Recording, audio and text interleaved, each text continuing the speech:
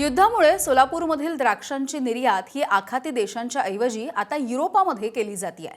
सोलापूरमधील द्राक्ष उत्पादकांच्या मालाला यूके आणि यूएस मध्ये सध्या चांगली मागणी असल्याचं शेतकऱ्यांचं मत आहे। आखाती देशांपेक्षा युरोप आणि अमेरिकेमध्ये द्राक्षाला चांगला भाव मिळतोय। विशेष म्हणजे युरोपामध्ये भारतामधल्या मालाला दुप्पट दर मिळतोय। त्यामुळे द्राक्ष उत्पादक शेतकऱ्यांनी समाधान व्यक्त केलंय। जे सीप आमचं 30 ते 35 दिवसामध्ये पोहोचत होतं पोर्टवरती, तो थोडं डिले होणार आहे।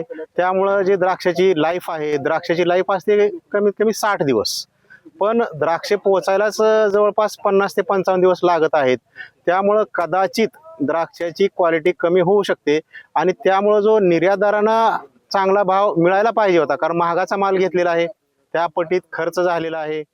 शिपिंग लाईन वाल्यांनी पण चार्जेस वाढवलेले आहेत। जवळपास 3 ते 4 लाख रुपये शिपिंग म्हणजे कंटेनरच्या मागे आम्हाला पण एक्स्ट्रा द्यावे लागत आहेत। हा एकंदरीत पाहता खर्च वाढलेला आहे।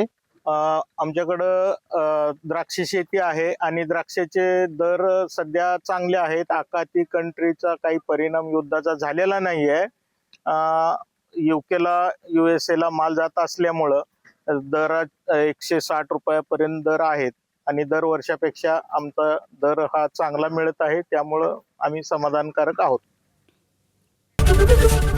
एबीपी माझा, उघडा डोळे बघा नीट।